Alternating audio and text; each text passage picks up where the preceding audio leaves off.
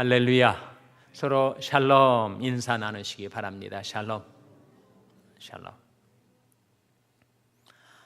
오늘도 금요 성경 공부에 잘 나오셨습니다. 지난주에 암송 구절이 뭐였죠? 시편 37편 5절이었습니다. 일단 숙제가 뭔지를 기억하시는 분들은 숙제를 해오신 거겠죠? 네, 우리 한번 같이 낭송하겠습니다. 시작.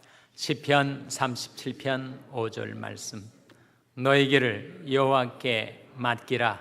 저를 의지하면 저가 이루시고. 시편 37편 5절 말씀. 정말 많이들 암송해 오셨네요. 다시 한번 그 공식에 따라서 낭송해 보겠습니다. 시작. 시편 37편 5절 말씀. 너희 길을 여호와께 맡기라. 저를 의지하면 저가 이루시고. 시편 37편 5절 말씀. 잘 암송해 오셨습니다. 좀 짧아서 암송하시기가 유리했죠? 다음 주는 불리합니다. 다음 주는 상당히 긴 말씀이 숙제로 나갈 테니까 마음 단단히 준비하시고, 무슨 말씀이길래 저렇게 얘기를 하나, 좀 길어요. 길지만 중요한 말씀이어서 다음 주 암송 구절로 이제 말씀드리도록 하겠습니다. 제가 이제 병원에 있는 분들 찾아갈 때가 있거든요. 이 지역엔 좋은 병원이, 큰 병원이 두 개가 있죠. 터렌스 메모리얼 병원하고 프로비던스 리들 컴퍼니 오브 메리라는 병원 이름이 좀 특이하지 않습니까? 그래서 우리 연세되신 분들은 너무 복잡해가지고 그냥 성모병원 그렇게 얘기를 합니다. 뉴저지에 있을 때 조지 워싱턴 브리지, 얼마나 뉴저지와 뉴욕주를 연결하는 큰 다리여서 아주 큰 다리거든요. 이름도 좀 거창하지 않습니까? 미국 대통령 이름을 써서 조지 워싱턴 브리지. 한국 사람들이 그 발음하기가 어려워요. 그래가지고 그냥 조다리 그렇게 발음을 합니다. 성모병원에 제가 갔었거든요. 성모병원 가서 이렇게 병원 주차장에서 병원으로 들어가는 길에 노블웍이라고 고귀한 산책로 뭐 그런 뜻이겠죠. 거기에 써 있는 글귀들을 보면서 야, 정말 좋은 글이다 싶어가지고 제가 그걸 외우지 않았겠습니까? 그리고 자녀들에게도 그것을 보내줬어요. 그랬더니 사위가 정말 좋은 글을 자기한테 소개해줘서 고맙다고 이렇게 연락이 왔더라고요.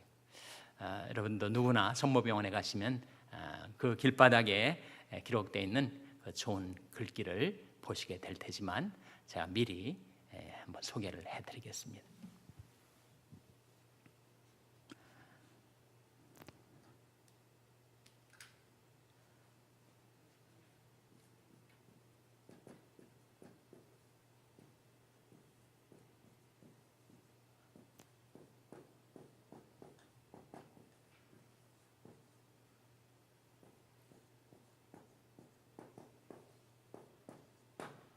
Faith makes all things possible.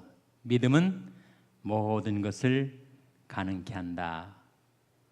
그다음에 hope makes all things bright. 소망은 모든 것을 밝게 한다. 세 번째 뭐겠습니까? 뭐가 나오겠어요? Love겠죠. Love makes all things. 한번 괄호 넣기 해보세요. 뭐가 들어갈 것 같습니까? 분명 믿음은 모든 것을 가능케 하고, 소망은 모든 것을 밝게 하고, 사랑은 모든 것을 어떻게 만들까요? 한번 추측해 보세요. 예? Happy. Happy 상당히 근접한 대답인데 정답은 아닙니다. 또 네? 아닌 것 같아요. 또 joyful 아닌 것 같고 work 가능케 하다, 일하게 하다 아닙니다. 한번 누가 한번 정답을 한번 알아맞혀 보시겠어요? 믿음은 분명 모든 것을 가능케 하고 사랑은 모든 것을 밝게 하고 희망은 소망은 사랑은 모든 것을 어떻게 하게 만들까요?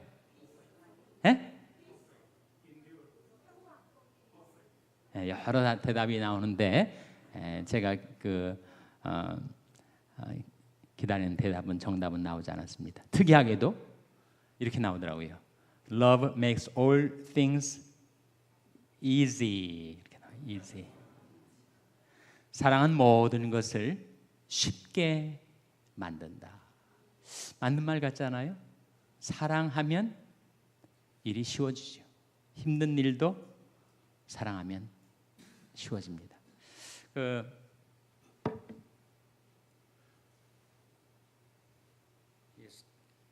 손주들 보신 분들은 아들 며느리가 손주를 데리고 오면 반갑고 가면 더 반갑고 그렇다는 거예요. 반갑지만 또 와서 그 아이를 한두 시간 보는 일이 쉬운 게 아닙니다. 아이들이 얼마나 많이 움직이는지, 만일 어른들이 아이들이 움직이는 것 똑같이 동작을 따라서 하면 그냥 녹초가 돼버린다는 거예요. 아이들은 에너지가 펄펄 넘칩니다. 그래서 그 아이를 보는 것이 쉽지 않아요. 아이들이 오면 반갑고 떠나면 더 반갑고 힘드니까. 그런데 엄마는 더 얼마나 힘들겠습니까? 24시간 내내 돌봐야 되고 쫓아다녀야 되는 엄마는 얼마나 힘들겠어요.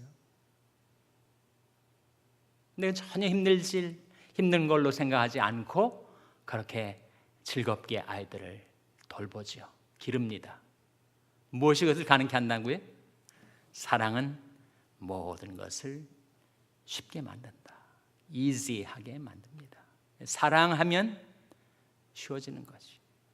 믿으면 가능케 되고 소망을 가지면 밝게 되고 사랑하면 쉽게 됩니다. 그래서 저는 이 글을 읽으면서 제일 특이한 것이 바로 이 대목, Love makes all things easy. 사랑은 모든 것을 쉽게 만든다. 사실 성경에 보면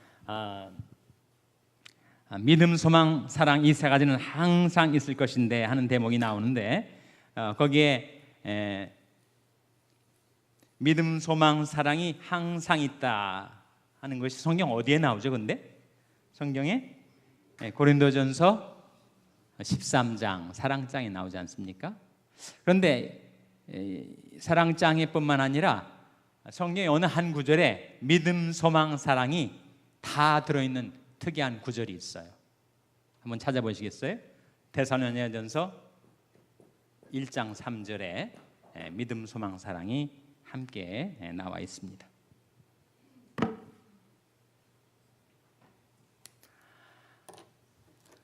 데살로니가전서 1장 3절 말씀 우리 한번 찾아서 같이 읽겠습니다.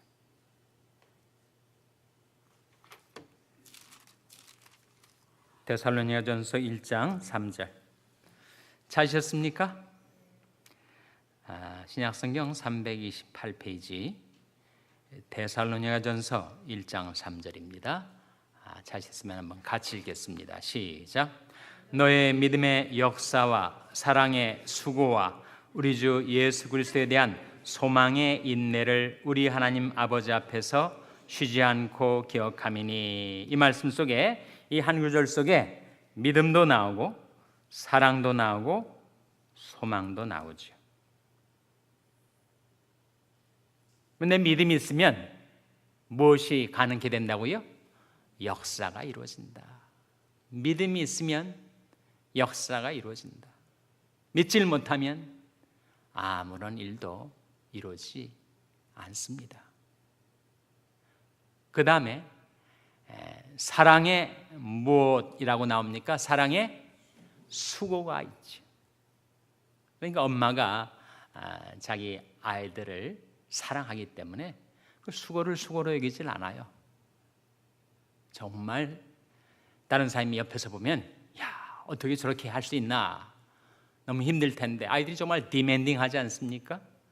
그런데 어머니는 아무것도 아닌 거예요. 즐거운 거죠. 사랑의 수고. 사랑은 수고를 가능케 하고, 사랑은 어려운 일도 easy, 쉽게 만듭니다. 그다음에 소망은 뭐라고요? 소망은 인내를 가능케 하죠. 소망이 있으면 참을 수 있습니다. 그러나 소망이 없으면 조그만 어려움에도 우리는 넘어지고, 그리고 참질 못해요. 소망이 있으면 인내할 수 있습니다. 그래서 사도 바울이 데살로니가 교회에 편지를 쓰면서 했었던 이 세 가지, 믿음, 소망, 사랑이 나오는데, 믿음은 무엇을 가능케 한다고요? 역사를 가능케 한다. 사랑은 무엇을 가능케 한다고요? 수고를 가능케 한다.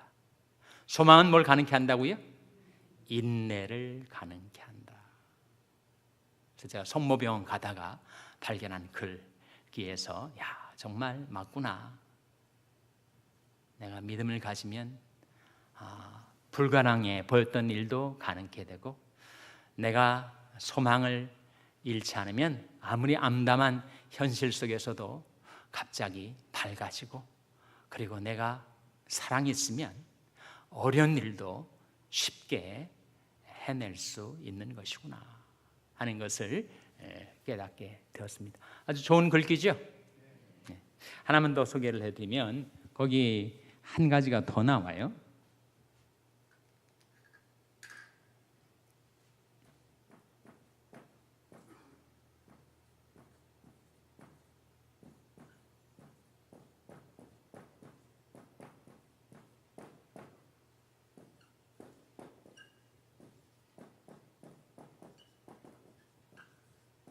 이렇게 나오더라고요.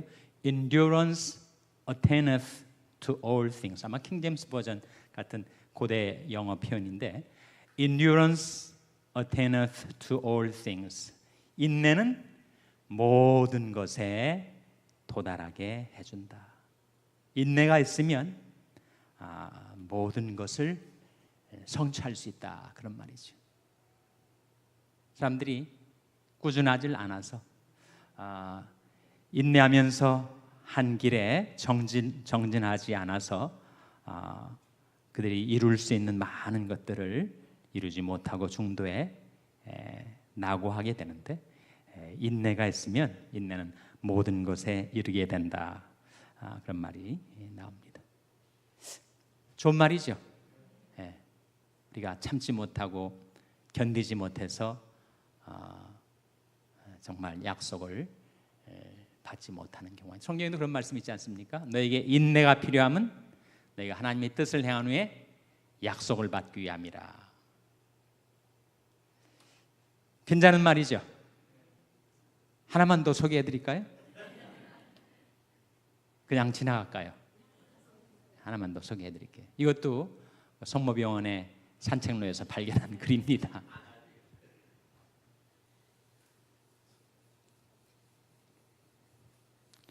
이것만 하고 진도 나가겠습니다.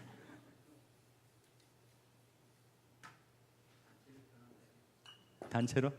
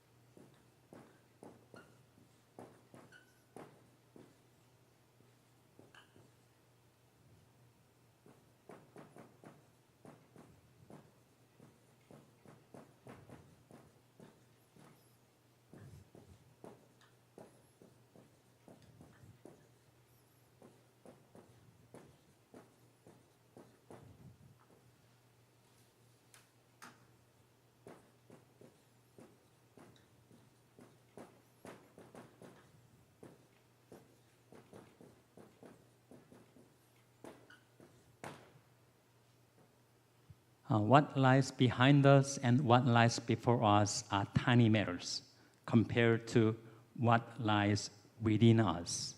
이 전치사를 통해서 상당히 의미심장한 내용들을 담고 있는 거죠. What lies behind us, 우리 뒤에 놓여 있는 것과 우리 앞에 놓여 있는 것은 사소한 일들이다.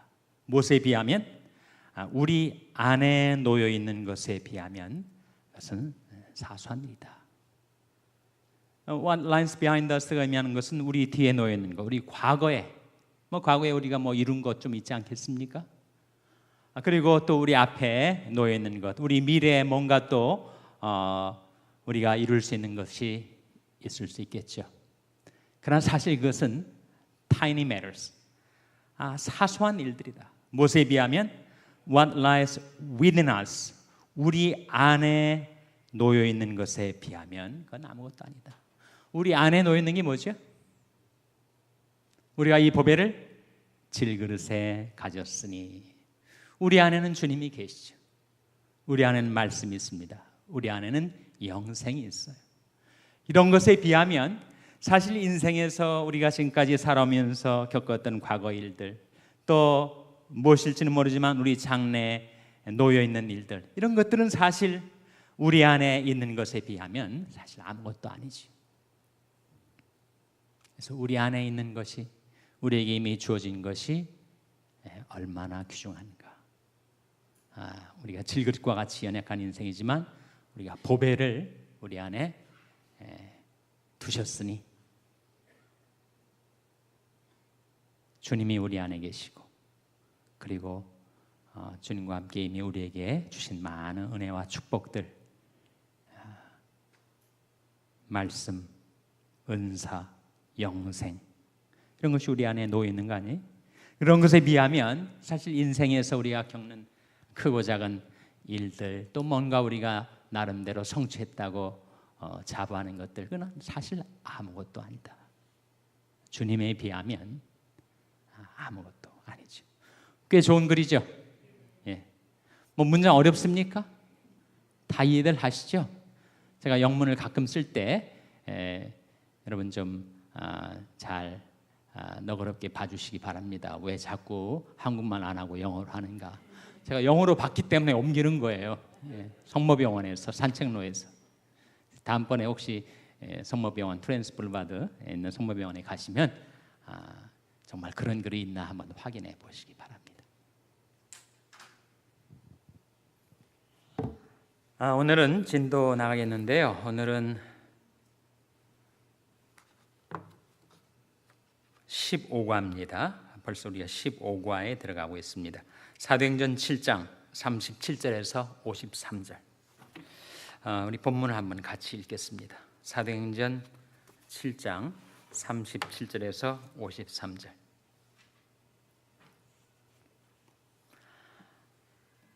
신약성경 198면 사도행전 7장 37절에서 53절 말씀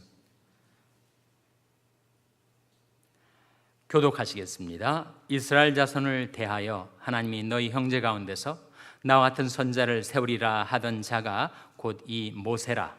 시내산에서 말하던 그 천사와 및 우리 조상들과 함께 광야 교회에 있었고 또 생명의 돌을 받아 우리에게 주던 자가 이 사람이라.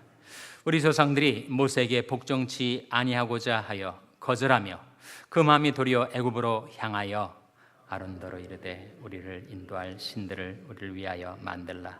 애굽 땅에서 우리를 인도하던 이 모세는 어떻게 됐는지 알지 못하노라 하고, 그때 저희가 송아지를 만들어 그 우상 앞에 제사하며 자기 손으로 만든 것을 기뻐하더니 하나님이 돌이키사 죄를 그 하늘이 군대 섬긴 들에 버려두렸으니 이는 선자의 책이 기록된 바 이스라엘이 집이여 40년을 광야에서 너희가 희생과 제물을 내게 드린 일이 있었느냐. 몰록의 장막과 신 레판의 별을 받들었으며 이것은 너희가 절하고자 하여 만든 형상이로다. 내가 너희를 바벨론 밖으로 옮기리라 함과 같으니라. 광야에서 우리 조상들에게 증거의 장막이 있었습니다. 이것은 모세에게 말씀하시니가 명하사 저가 본 그 식대로 만들게 하신 것이라. 우리 조상들이 그것을 받아 하나님이 저희 앞에서 쫓아내신 이방인의 땅을 점령할 때 여호수아와 함께 가지고 들어가서 다윗 때까지 이르니라. 다윗이 하나님 앞에서 은혜를 받아 야곱의 집을 위하여 하나님의 처소를 준비케 하여 달라 하더니 솔로몬이 그를 위하여 집을 지었느니라. 그러나 지극히 높으신 이는 손으로 지은 곳에 계시지 아니하시나니 선자의 말한 바 주께서 가라사대 하늘은 나의 보좌요 땅은 나의 발등상이니 너희가 나를 위하여 무슨 집을 짓겠으며 나의 안식할 처소가 어디뇨. 이 모든 것이 다 내 손으로 지은 것이 아니냐 함과 같으니 목이 곧고 마음과 귀에 할례를 받지 못한 사람들아 너희가 항상 성령을 거스려 너희 조상과 같이 너희도 하는도다. 너희 조상들은 선지자에 누구를 핍박지 아니하였느냐. 의인이 오시리라 예고한 자들을 저희가 죽였고 이제 너희는 그 의인을 잡아준 자여 살인한 자가 되나니. 다 같이 읽으시겠습니다. 너희가 천사에 전한 율법을 받고도 지키지 아니하였도다 하니라. 아멘. 지금 오늘 본문 말씀을 우리가 읽었지만 누가 하는 말입니까? 지금 누가 하는 말이에요? 스데반이 하는 말이에요. 스데반이 어디 앞에서 하는 말입니까? 산헤드린 공회 앞에서.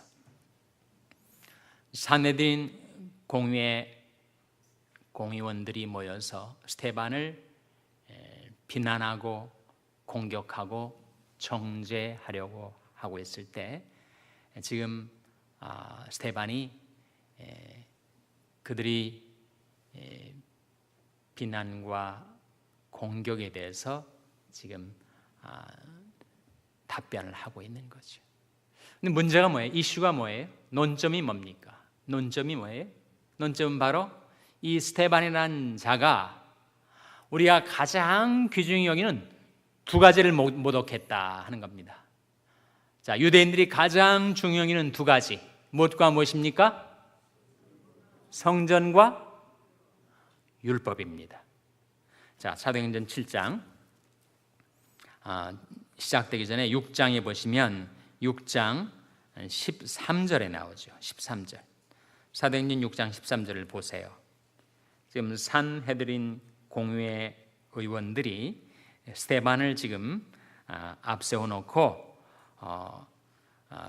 그에게 죄목 두 가지를 들이댔는데 그 죄목 두 가지가 13절에 나옵니다. 13절 한번 같이 읽겠습니다. 시작.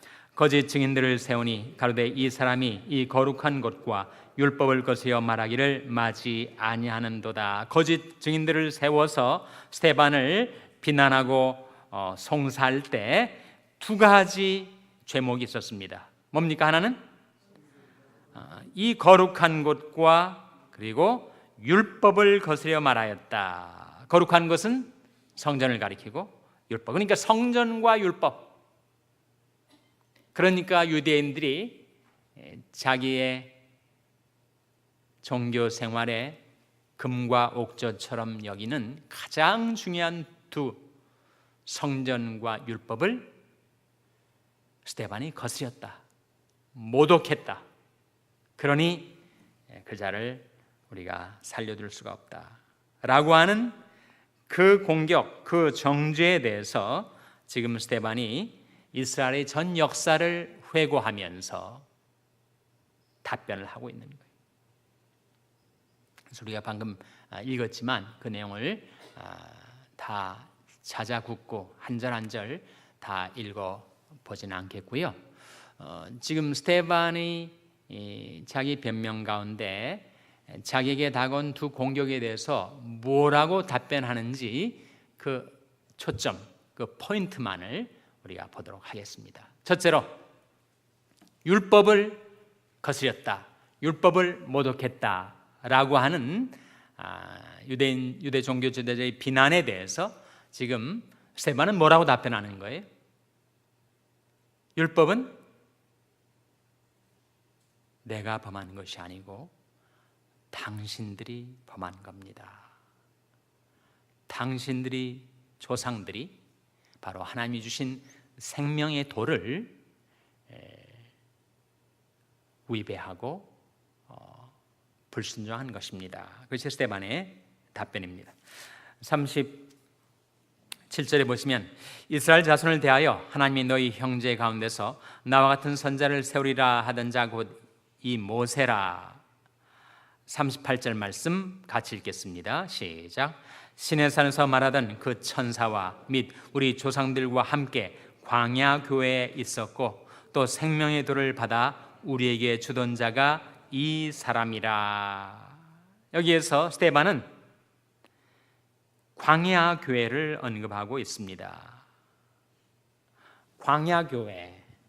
구약에도 교회가 있었나? 구약에 교회라는 단어가 나옵니까?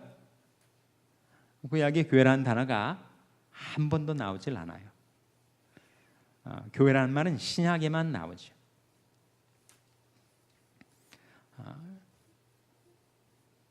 교회를 영어로는 church라고 하죠.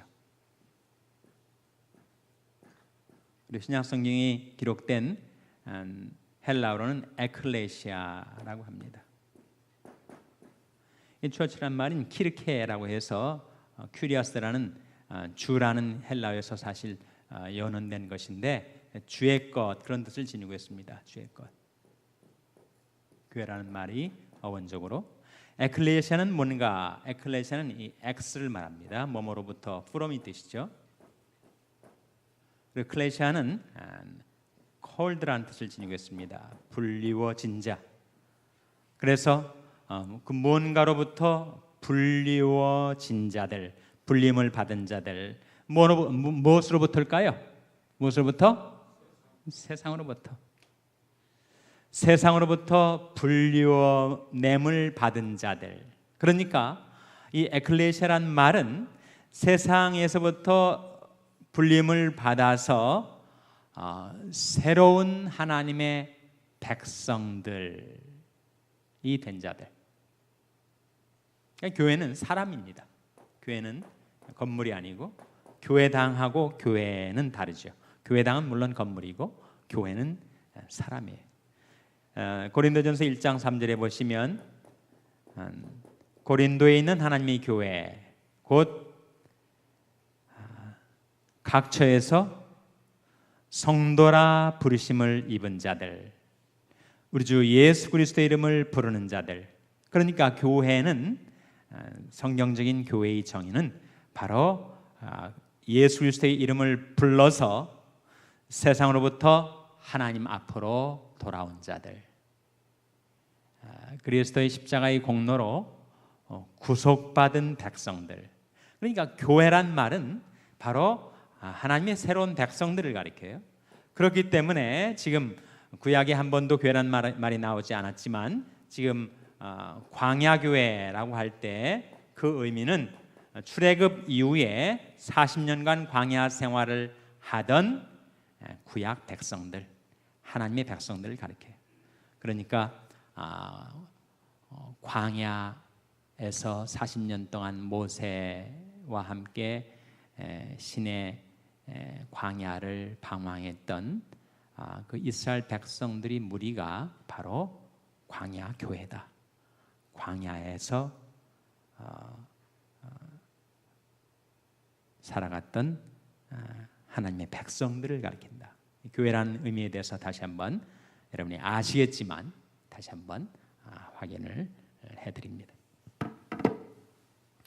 그래서 신의 산에서 말하던 그 천사와 및 우리 조상들과 함께 광야 교회에 있었고 또 생명의 돌을 받아 우리에게 주던 자가 이 사람이라. 누구를 가리키는 거예요? 모세죠, 모세. 그래서 모세를 통해서 신의 산에서 하나님께서 십계명과 율법을 주셨는데 스데반은 그 율법을 생명의 도라고 증거하고 있습니다.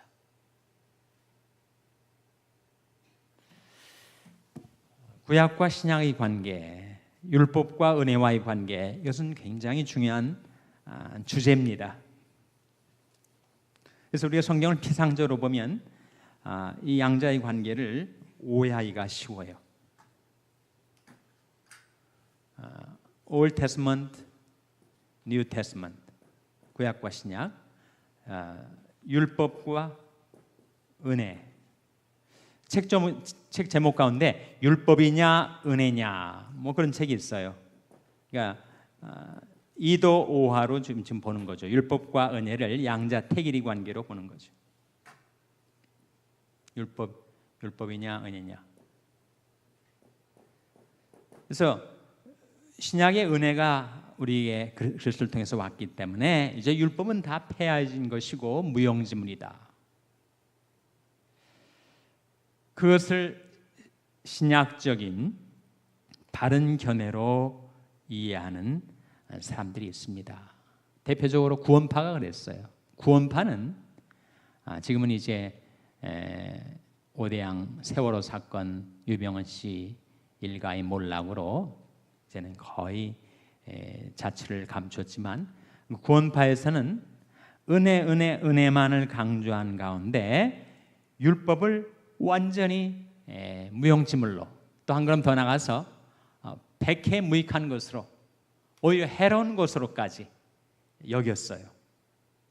그런데 예수님은 이 율법과 은혜와의 관계에 대해서 뭐라고 말씀하시는가? 내가 율법을 폐하러 온 줄로 생각하지 말라. 내가 율법을 폐하러 온 것이 아니요 뭐라고 하셨습니까? 율법을 완전케 하려 함이로라고 말씀하시면서 예수님이 율법 폐기론자가 아니라는 거예요. 오히려 율법의 스피릿, 율법의 본래의 의미와 핵심을 완벽하게 드러내시고 그것을 세우려고 오신 거지 율법을 폐하러 온 것이 아니다. 사도 바울이 예수님의 충실한 제자였기 때문에 율법과 믿음의 관계를 로마서 3장에서 논하면서 우리가 믿음으로 말미암아 율법을 폐하느뇨? 결코 그럴 수 없느니라. 도리어 율법을 굳게 세우느니라. 예수님이 하신 말씀과 은혜의 사도였던 바울의 말이 정확히 일치를 합니다.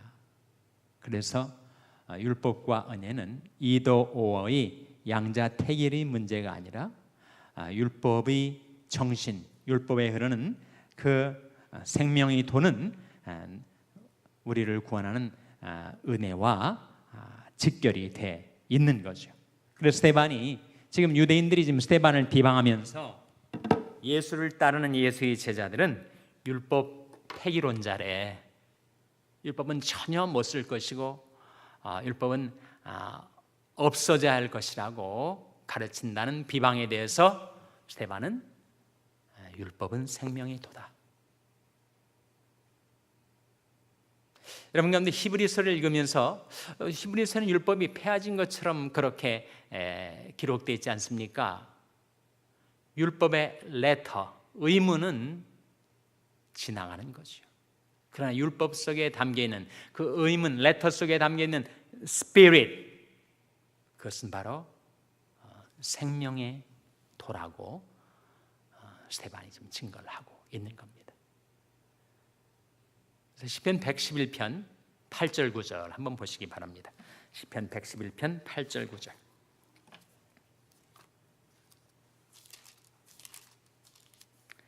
시편 111편 8절 9절.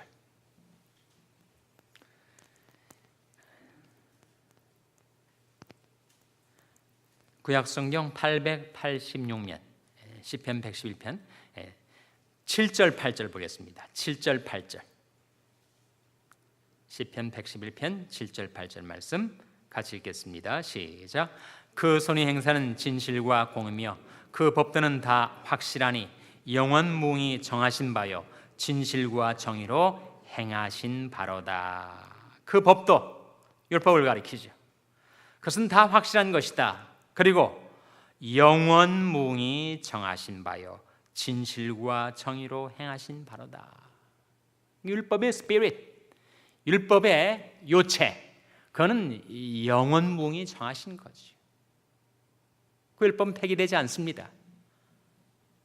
율법의 정신을 놓쳐버리고 율법의 글자, 의문만, 레터만을 가지고 사람들을 정죄하는 데 쓰는 율법주의는 폐기되었지만 율법은 하나님이 영원무궁히 정하신 바라는 거예요.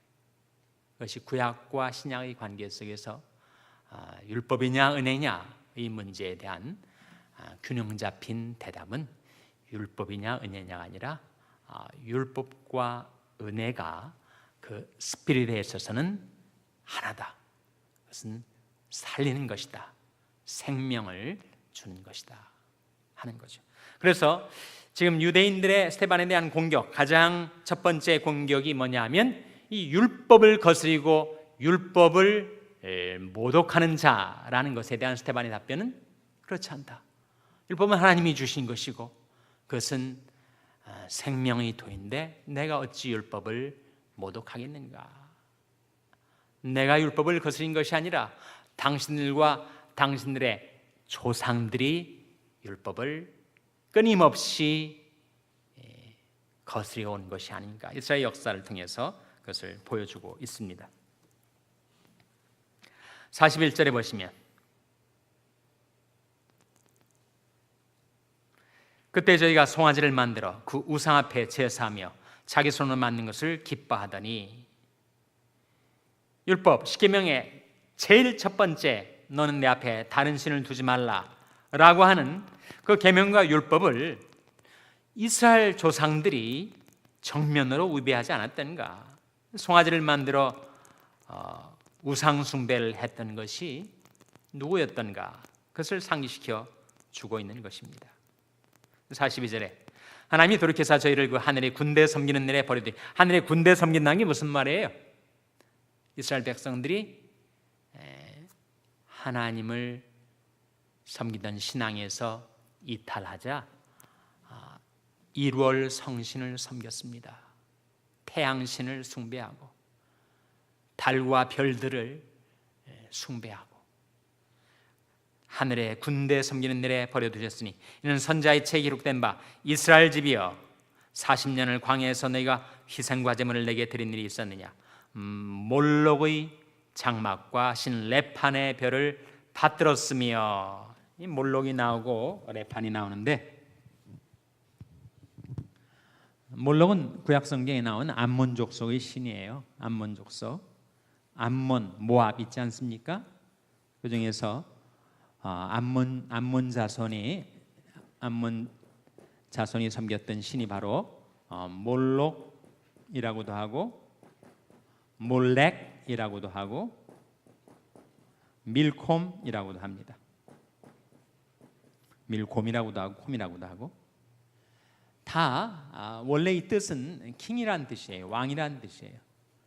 그러니까 만군의 여호와이신 왕을 버리고 그들이 암몬 족속이 왕처럼 섬기는 몰록신을 섬기고, 레판의 별, 레판은 몰록의 다른 이름인데 그 의미는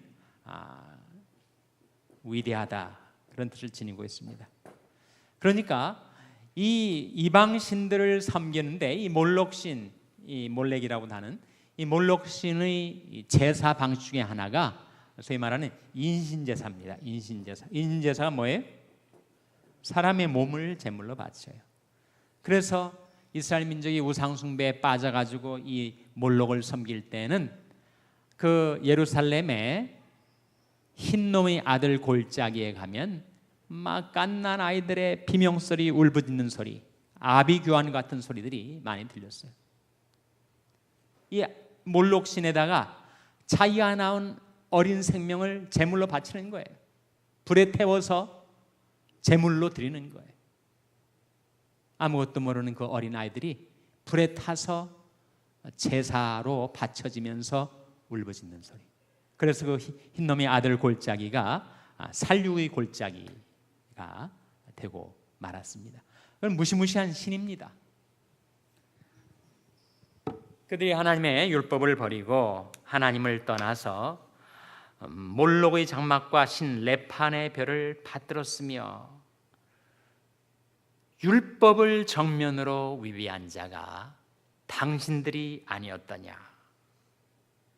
첫 번째 답변입니다. 두 번째는 성전 모독죄였는데, 성전 모독죄에 대한 스데반의 답변은 이겁니다. 성전은 원래 전신이 있었다. 성전의 전신이 뭐죠? 성막 아닙니까? 성막 얘기를 스데반이 하기 시작하는 거예요. 44절에 보시면 광야에서 우리 조상들에게 증거의 장막이 있었으니 이것은 모세에게 말씀하신 이가 명하사 저가 본 그 식대로 만들게 하신 것이라. 그래서 지금 예루살렘 성전을 그야말로 신주단지처럼 신처럼 떠받들고 그것을 모독한다고 스데반을 비방하고 정죄하려 하지만 성전은 원래 전신이 있었다.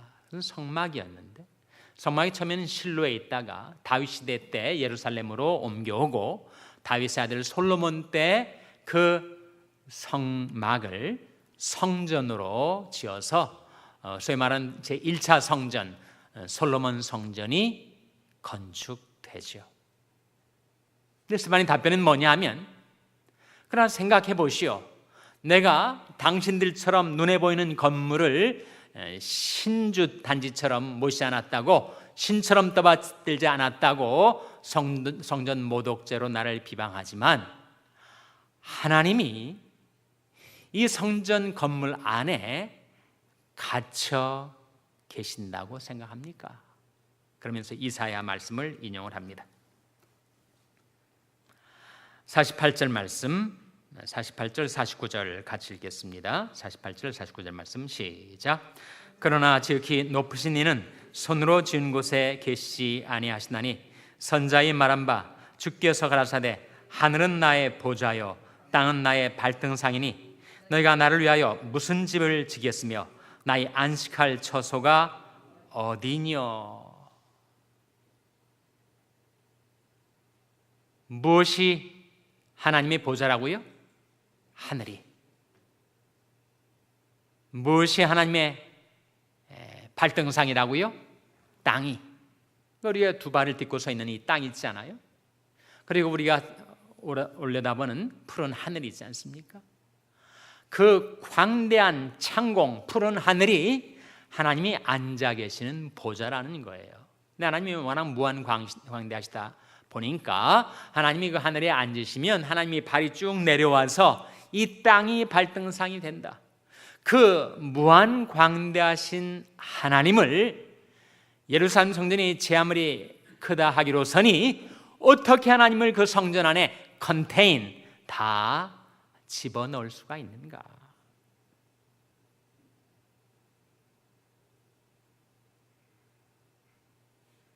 사실 이 말씀은 그들이 정말 하나님의 말씀으로 여기던 이사야 66장 1절 2절에서 나온 말씀입니다. 한번 보시기 바랍니다.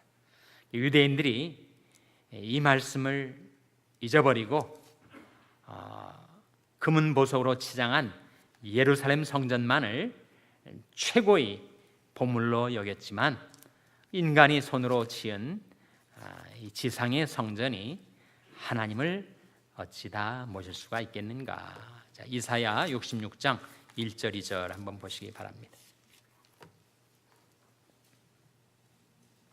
구약성경 1047면이죠. 구약성경 1047면. 찾으셨습니까? 같이 읽겠습니다. 시작. 여호와께서 이같이 말씀하시되 하늘은 나의 보좌요 땅은 나의 발등상이니 너희가 나를 위하여 무슨 집을 지을꼬 나의 안식할 처소가 어디랴? 나 여호와가 말하노라.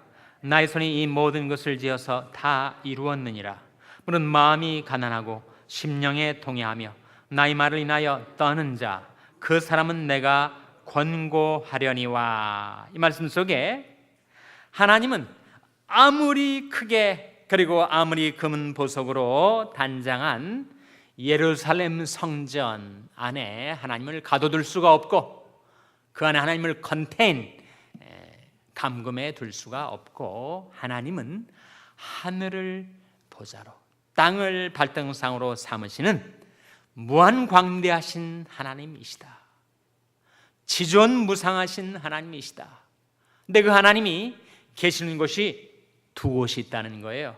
하나는 하늘에 계시고 또 하나는 어디 계십니까? 또 하나는 겸손하고 통회하며 나의 말을 인하여 떠는 자의 마음에 계신다고 했어요.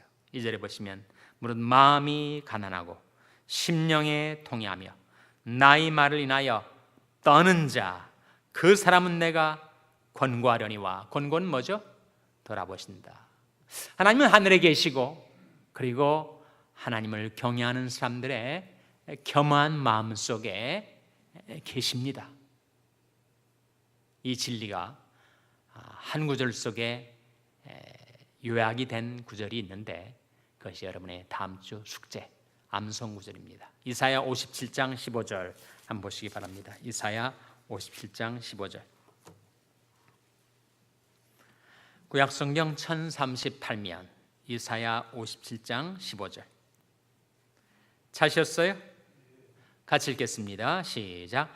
지존무상하며 영원히 거하며 거룩하다 이름하는 자가 이같이 말씀하시되 내가 높고 거룩한 곳에 거하며 또한 통회하고 마음이 겸손한 자와 함께 거하나니 이는 겸손한 자의 영을 소송케 하며 통회하는 자의 마음을 소송케 하려 함이라. 이 말씀 속에 하나님 지존무상하시죠. 하나님보다 더 높은 존재가 없습니다. 그래서 하나님은 가장 높으신 하나님, 지존무상하시며 영원히 거하며. 하나님은 영원하신 하나님이시죠. 이 말은 영원에 거하시는 하나님. 우리는 시공 안에 갇혀 있죠. 우리는 역사에 거하고 시간 안에 거하고 공간 안에 거하지만 하나님은 영원에 거하시는 하나님.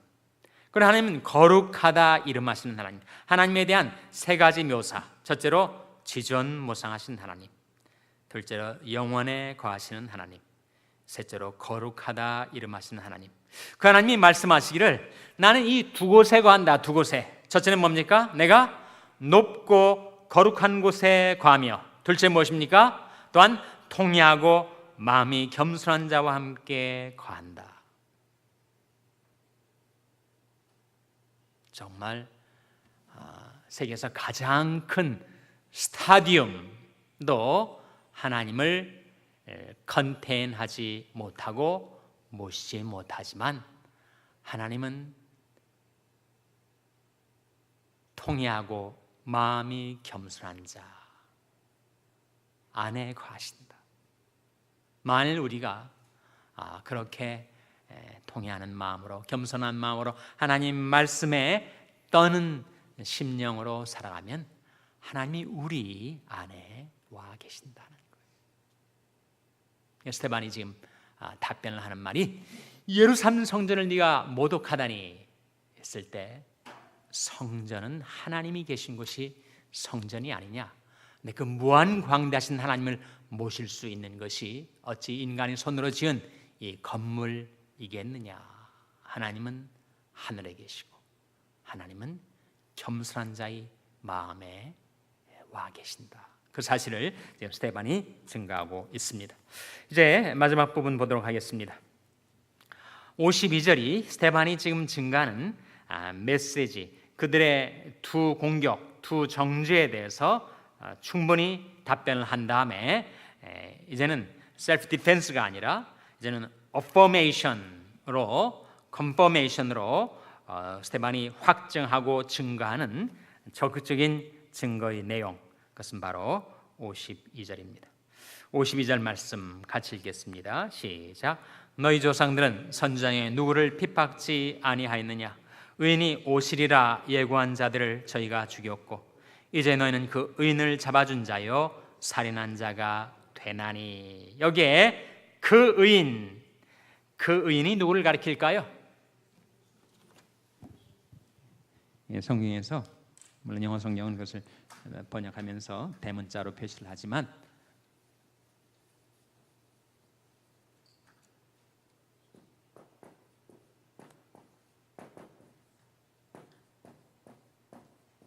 The righteous one 이렇게 나오는 이 의인은 바로 세상에 오실 구세주 메시아 예수 그리스도를 가리킵니다.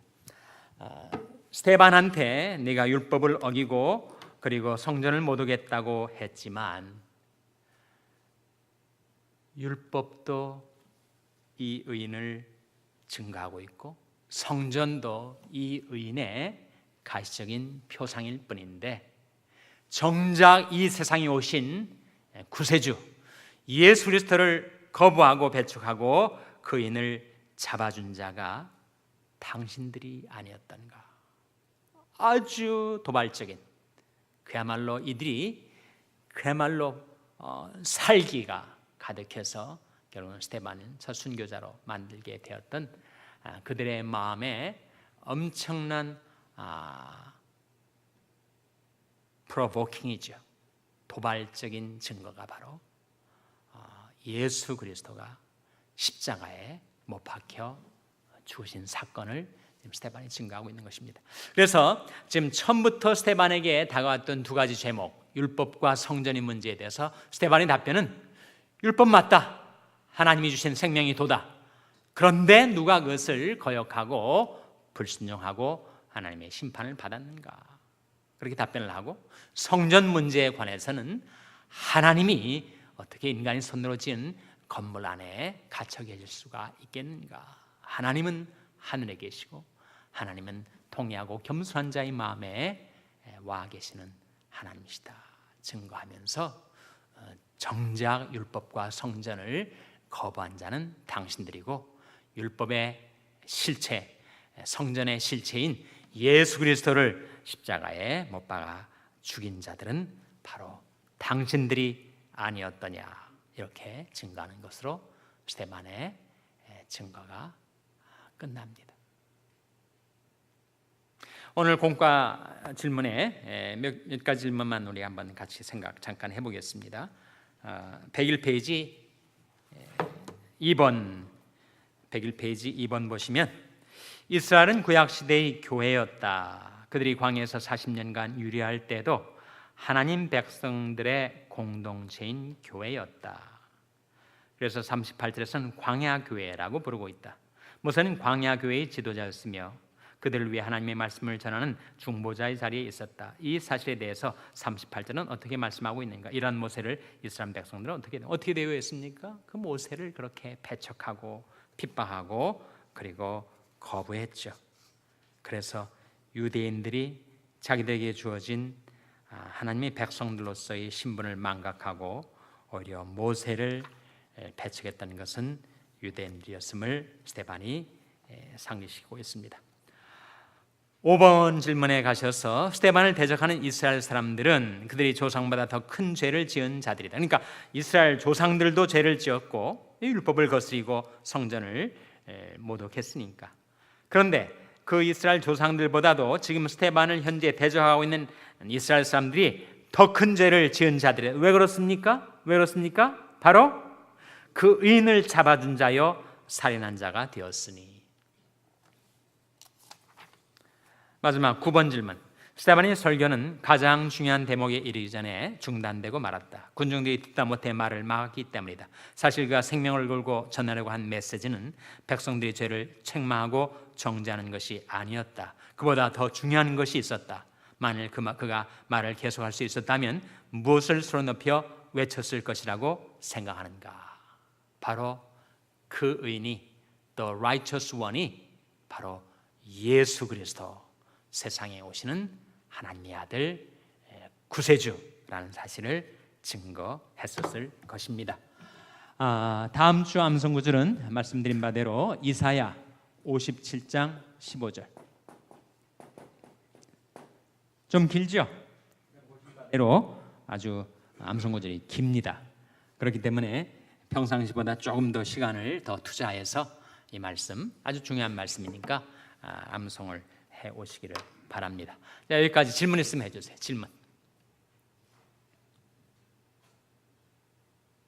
질문 없으십니까? 예.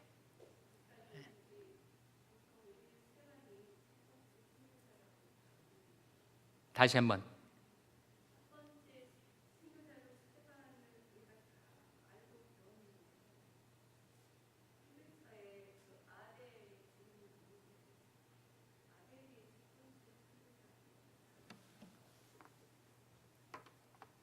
아벨은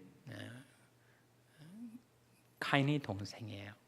그런 구약에서의 순교자를 말하죠. 교회, 신약 교회에서의 첫 순교자는 스데반이 맞습니다. 답변이 됐습니까? 또 다른 질문 있습니까? 없으신 걸로 알고 그럼 우리 기도하고 마치겠습니다. 하나님, 하나님의 말씀을 통해서 하나님은 지존무상하시고 영원에 거하시고 거룩하다 이름하시는 그 하나님,